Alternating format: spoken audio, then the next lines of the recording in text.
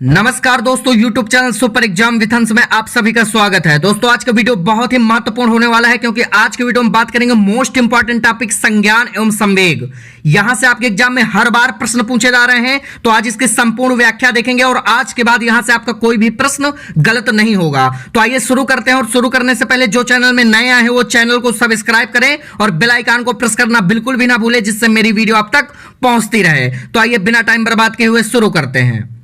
संज्ञान और संवेग। दोस्तों आज इस टॉपिक को बहुत ही बेहतर ढंग से कंप्लीट करेंगे। आज के बाद आपका यहां से कोई भी प्रश्न गलत नहीं होगा, ठीक है? तो पूरा वीडियो ध्यान से देखिएगा, बिल्कुल भी स्किप मत करिएगा। तो आइए समझते हैं कि संज्ञान होता क्या है। तो संज्ञान का मतलब क्या होता है? जानना, यानी किसी वस्तु के बारे में अगर आपको जानकारी है या किसी बात के बारे में आप जानते हैं तो वह क्या है? संज्ञान है। यानी किसी वस्तु या बात की जानकारी होना ही क्या कहलाता है? संज्ञान कहलाता है। इसको इंग्लिश में क्या बोलते हैं? कॉग्निशन बोलते हैं।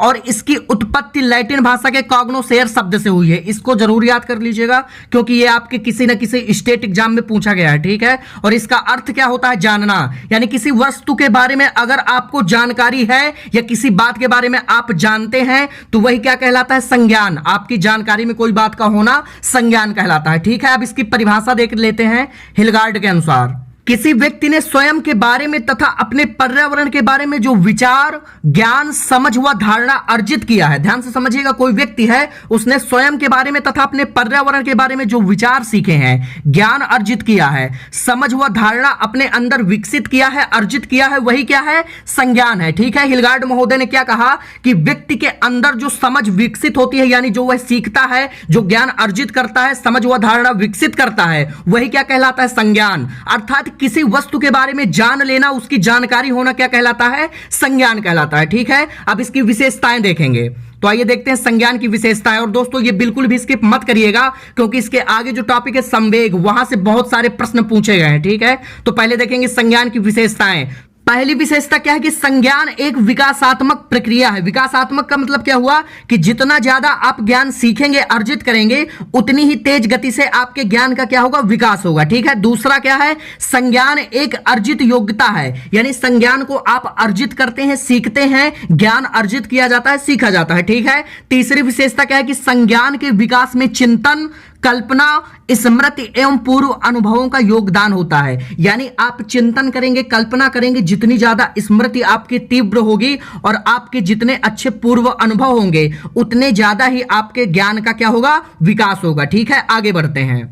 अगली विशेषता है कि संज्ञानात्मक संरचना में परिवर्तन होता रहता है। अर्थात आपका जो ज्ञान है उसकी संरचना में परिवर्तन होता रहता है। कभी आपको कम ज्ञान होता है, कभी ज्यादा होता है, कभी किसी अन्य चीज के बारे में ज्ञान होता है तो कभी किसी अन्य चीज के, यानी अलग अलग चीजों के बारे में कम या ज्यादा ज्ञान होता रहता है। तो संज्ञानात्मक संरचना में परिवर्तन होता रहता है, ठीक है? अब दोस्तों बात करेंगे संवेग की, और यह आपके एग्जाम के लिए बहुत ही इंपॉर्टेंट है क्योंकि यहां से हर बार आपके एग्जाम में प्रश्न पूछे जाते हैं। तो दोस्तों ध्यान से समझिए कि संवेग होता क्या है। तो संवेग वह स्थिति है जिसमें व्यक्ति उत्तेजित हो जाता है। यानी व्यक्ति की उत्तेजित दशा, व्यक्ति की उत्तेजित अवस्था, जैसे व्यक्ति के अंदर प्रेम उत्पन्न होना, क्रोध उत्पन्न होना, भय उत्पन्न होना, स्नेह उत्पन्न होना, ये सब क्या कहलाते हैं? संवेग, ठीक है? तो व्यक्ति की उत्तेजित दशा क्या कहलाती है? संवेग। और इसको इंग्लिश यानी अंग्रेजी में क्या बोलते हैं? इमोशन। और ये लैटिन भाषा के इमोवेयर शब्द से इसकी क्या हुई है? उत्पत्ति हुई है। और इसका अर्थ क्या होता है? उत्तेजित होना। यानी व्यक्ति जब उत्तेजित होता है तो उसके अंदर क्या उत्पन्न होते हैं? भय।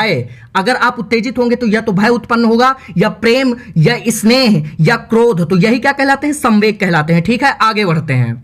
अगला पॉइंट है दोस्तों कि इसे यानी संवेग को विभिन्न शारीरिक परिवर्तनों द्वारा पहचाना जा सकता है। इसका मतलब क्या हुआ कि जब व्यक्ति को गुस्सा आता है या क्रोध आता है तो उसका जो चेहरा है वह गुस्से से लाल पड़ जाता है। व्यक्ति जब प्रेम में व्याकुल होता है तो उसकी आंखों से आंसू आने लगते हैं। तो यही मतलब हुआ कि विभिन्न शारीरिक परिवर्तन होते हैं और उसके द्वारा संवेग को क्या है? पहचाना जा सकता है, ठीक है? आगे बढ़ते हैं। अब देखेंगे वुडवर्थ महोदय ने संवेग की क्या परिभाषा दी है। संवेग व्यक्ति की उत्तेजित दशा है, जो मैंने अभी आपको बताया, और यह बहुत ही महत्वपूर्ण है क्योंकि यह आपके एग्जाम में कई बार पूछी जा चुकी है यह परिभाषा, ठीक है? आगे देखते हैं।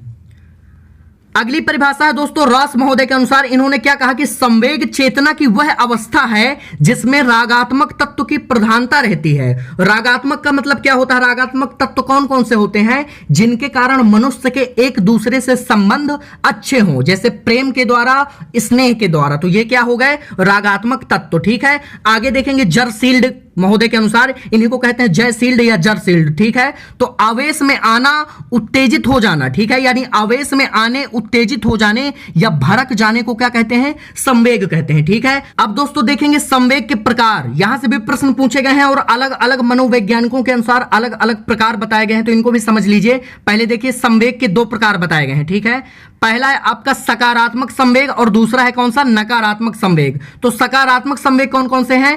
ऐसे संवेग जो उत्पन्न होने पर स्वयं को अथवा किसी अन्य को, ध्यान से समझिएगा, ऐसे संवेग जो उत्पन्न होने पर स्वयं को अथवा किसी अन्य को किसी भी प्रकार से हानि नहीं पहुंचाते, वो क्या कहलाते हैं? सकारात्मक संवेग। जैसे आपका स्नेह, प्रेम, हर्ष और आमोद, यानी आमोद का मतलब क्या हुआ? हंसना या मजाक करना। ठीक है, दूसरा आपका क्या है? नकारात्मक संवेग। ऐसे संवेग जो उत्पन्न होने पर स्वयं को अथवा किसी अन्य को किसी ना किसी प्रकार से हानि अवश्य पहुंचाते हैं, वो क्या कहलाते हैं? नकारात्मक संवेग। जैसे भय हो गया, क्रोध, कष्ट, घृणा और ईर्ष्या। ठीक है, आगे बढ़ते हैं। दोस्तों बात करेंगे संवेगों की विशेषताओं के बारे में, और यहां से भी प्रश्न पूछे जाते हैं, तो इनको भी ध्यान से समझिए। पहली विशेषता आपकी क्या है? परिवर्तनशीलता, यानी संवेग की जो पहली विशेषता परिवर्तनशीलता, संवेग बदलते रहते हैं। इसका मतलब क्या हुआ कि मनुष्य के अंदर कभी प्रेम तो कभी क्रोध तो कभी भय, यानी इसी प्रकार से परिवर्तन होता रहता है संवेगों में। ठीक है, दूसरी क्या है? व्यापकता। व्यापकता का मतलब क्या है? पूरे शरीर में पहुंच जाना, अर्थात जैसे आपको भूख लगी तो आपका दिमाग आपको सूचना पहुंचाएगा कि आपको भूख लगी है, लेकिन अगर आपको 2-3 घंटे तक खाना ना दिया जाए तो उसके बाद आपका पूरा शरीर शिथिल होने लगेगा। तो यही है पूरे शरीर में पहुंच जाना। तो पहले जो संवेग है तो वो आपको दिमाग सूचना पहुंचा रहा है कि आपको भूख लगी है, सिर्फ दिमाग तक है, लेकिन बाद में जब आपको 2-3 घंटे खाना ना दिया जाएगा तो आपके वह पूरे शरीर में पहुंच जाएगा और आपका पूरा शरीर जो है वह शिथिल पड़ जाएगा। ठीक है, अगला है सुखद या दुखद, यानी सुख या दुख प्राप्त होना। संवेग या तो सुख देगा या तो आपको दुख देगा, या तो दुखद संवेग होंगे या तो सुखद संवेग होंगे। ठीक है, आगे देखेंगे अनिश्चितता। इसका मतलब क्या हुआ?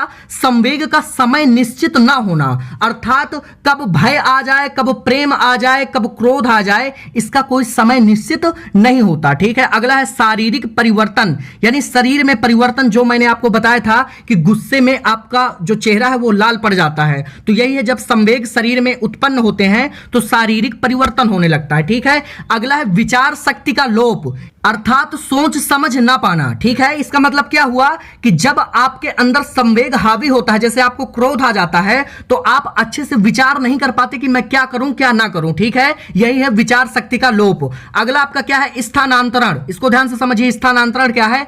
अन्य व्यक्ति पर प्रकट करना, यानी आप किसी और का गुस्सा किसी और पर उतार रहे हैं या किसी और पर दिखा रहे हैं, वही है आपका क्या? स्थानांतरण। ठीक है, अगला है वैयक्तिक विभिन्नता। इसका मतलब क्या हुआ? अलग अलग व्यक्ति में अलग अलग संवेगों का होना, यानी अलग अलग व्यक्ति में अलग अलग संवेग पाए जाते हैं, वही क्या है? आपकी वैयक्तिक विभिन्नता। ठीक है, आगे बढ़ते हैं। अब दोस्तों देखेंगे संवेगों का विभाजन, और यह बहुत इंपॉर्टेंट है, यहां से भी प्रश्न पूछे गए हैं। ठीक है, पहला देखेंगे वाटसन के अनुसार प्रेम, क्रोध और भय, इन्होंने 3 प्रकार के संवेग बताए हैं। पहला कौन सा है? प्रेम, दूसरा क्रोध और तीसरा क्या है? भय। ठीक है, अब गेट्स महोदय के अनुसार देखिए भय, प्रेम, क्रोध, दया और कामुकता, इन्होंने 5 बताए हैं, भय, प्रेम, क्रोध, दया और कामुकता। अब दोस्तों बात करेंगे मैकडूगल महोदय की, इन्होंने जो संवेगों का विभाजन किया है वो सबसे ज्यादा मान्य है। अब ध्यान से समझिएगा कैसे।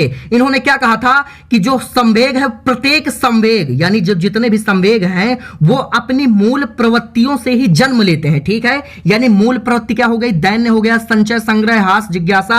अभी देखेंगे 14 मूल प्रवृत्ति हैं और 14 संवेग इन्होंने बताए, और इन्होंने क्या कहा कि हर एक संवेग कहां से जन्म लेता है? अपनी मूल प्रवृत्ति से, अर्थात अगर मूल प्रवृत्ति जन्मजात है तो संवेग भी क्या होंगे? जन्मजात होंगे। अब ध्यान से समझिए, इनको याद नहीं करना पड़ेगा, अच्छे से समझ लीजिए एक बार, दोबारा कभी भी नहीं भूलेगा। ठीक है, पहली मूल प्रवृत्ति क्या बताई थी मैकडूगल महोदय ने? दैन्य। दैन्य का मतलब क्या होता है? दयनीय स्थिति। तो आपके अंदर दयनीय स्थिति आने पर आत्महीनता की भावना आ जाएगी। आत्महीनता क्या होता है? खुद पर विश्वास ना कर पाना आत्महीनता की भावना कहलाती है। ठीक है। दूसरी मूल प्रवृत्ति कौन सी है? संचय या संग्रह। जब आप पैसे इकट्ठा करेंगे, संचय करेंगे, संग्रह करेंगे तो आपके अंदर अधिकार करने की क्या आएगी? भावना आ जाएगी। ठीक है। तीसरी मूल प्रवृत्ति कौन सी है? हास। हास मतलब हंसना। आप कब हंसेंगे? जब कोई आमोद प्रमोद यानी मजाकिया दृश्य देखेंगे तभी तो हंसेंगे। ठीक है। आगे बढ़ते हैं। अगली मूल प्रवृत्ति है जिज्ञासा, यानी बच्चे के अंदर जिज्ञासा तब होती है जब वह किसी आश्चर्यजनक चीज को देखता है। ठीक है। अगली है संवेदना या वेदना, और यही है कष्ट या करुणा, तो ये आप जानते ही होंगे।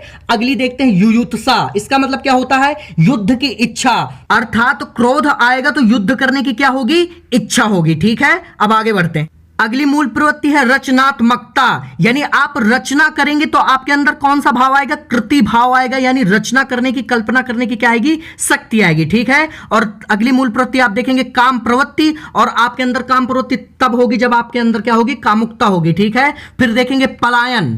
पलायन मतलब भागना, यानी जब भय होगा तभी आप भागेंगे। ठीक है। और भोजन यानी भूख लगेगी तब आप भोजन करेंगे। आगे देखते हैं अप्रियता या निवृत्ति। ये क्या होती है? यानी किसी को त्याग देना। तो त्यागेंगे कब? जब घृणा होगी। ठीक है। शिशु प्रेम या वात्सल्य, जब आपके अंदर वात्सल्यता का भाव होगा तभी आपके अंदर शिशु प्रेम की भावना उत्पन्न होगी। ठीक है। अगला है सामूहिकता।